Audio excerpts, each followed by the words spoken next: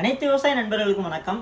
இந்த வீடியோ இன்னைக்கு எதை பற்றி உங்களுக்கு சொல்ல போகிறேன் பார்த்தீங்கன்னா, மல்லிகைப்பூவில் பார்த்தீங்கன்னா இப்போ அதிக அளவில் புழுத்தாக்கம், அதாவது காம்பஸ் இருக்கும் அதிக அளவில் ஏற்படுதுங்க.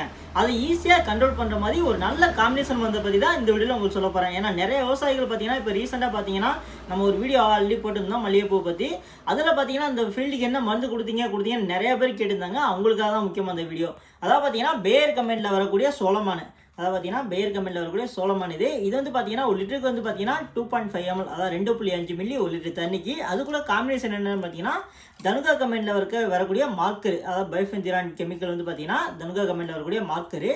இது எவ்வளோ ரெக்கமெண்ட் டோஸ் பார்த்தீங்கன்னா 2.5 ml, அதாவது 2.5 ml ஒரு லிட்டர் தண்ணிக்கு. அது கூட பார்த்தீங்கன்னா சுமிட்டோமோ கமெண்ட்டில் வரக்கூடிய கேபெக்ஸ் 50% எஸ்பி ஃபார்மேட், அதாவது எஸ்பி நம்ம நிறையா டைம் சொல்லியிருப்போம். எஸ்பினா என்ன நிறைய பேர் கேட்டிருந்தாங்க.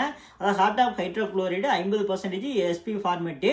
இது எவ்வளோ பார்த்தீங்கன்னா ஒரு லிட்டர் தண்ணிக்கு வந்து பார்த்தீங்கன்னா 1 கிராம் அளவில் கொடுக்கணும். அதாவது மழை காலத்தில் பார்த்தீங்கன்னா 1 கிராம் அளவில் கொடுக்கணும். வெயில் காலத்தில் பார்த்தீங்கன்னா 0.5 கிராம் அளவில் கொடுக்கணும். அதுக்கு மேலே கொடுத்தா கிராச்சஸ் வரும்.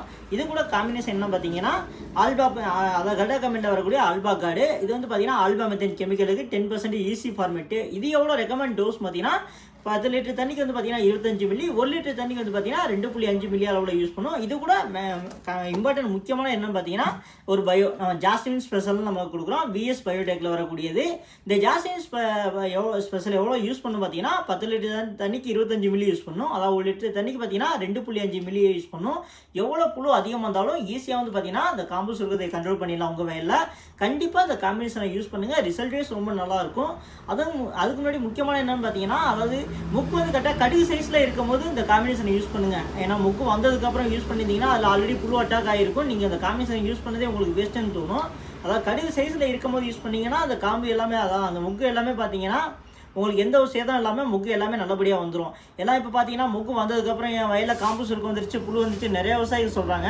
அதெல்லாம் முக்கிய காரணம் கரெக்டாக கடுகு சைஸில் இருக்கும்போது இந்த காம்பினேஷனை யூஸ் பண்ணிங்கன்னா கண்டிப்பாக நல்ல ரிசல்ட் இருக்கும். அது கூட இன்னொரு முக்கியமான விஷயம் பார்த்தீங்கன்னா, நீங்கள் அடிக்கும்போது பார்த்தீங்கன்னா நைட்ரோபென்சனு, அது அமினோ கோல்டு இந்த மாதிரி இதுன்னு டானிக்கை சேர்த்து யூஸ் பண்ணாதீங்க. அதுவும் பார்த்தீங்கன்னா புழுக்கள் வரதுக்கு அதிக சான்ஸ் இருக்குது. அதனால் நைட்ரோபென்சனை அவாய்ட் பண்ணிடுங்க. இந்த மருந்து காம்பினேஷன் கூட நைட்ரோபென்சன் எப்போ யூஸ் பண்ணுறீங்கன்னு பார்த்தீங்கன்னா ஃபஸ்ட்டு 2 மந்தில், அதாவது துளுப்பு மந்தில் யூஸ் பண்ணுங்கள். மிச்ச டைம் புழு மந்து கூட சேர்த்து அடிக்காதீங்க. அது உங்களுக்கு அதிகமாக அளவு சேதத்தை ஏற்படுத்தும். இந்த காம்பினேஷன் இதுக்கு முன்னாடி நீங்கள் யாராவது இந்த மந்தில் ஏதாவது மருந்து வாங்கி யூஸ் பண்ணியிருந்தீங்கன்னா ரிசல்ட் எப்படி இருக்குன்னு மறக்காம கீழே கமெண்ட் பாக்ஸில் கமெண்ட் பண்ணுங்கள். இதை தவிர்த்து வேறு ஏதாவது நல்ல காம்பினேஷன் உங்களுக்கு தெரியும்னா மறக்காம அதையும் கீழே கமெண்ட் பாக்ஸில் கமெண்ட் பண்ணுங்கள். இன்னும் நம்ம நிறையா விவசாயிகளுக்கு அது ரொம்ப யூஸ்ஃபுல்லாக இருக்கும்.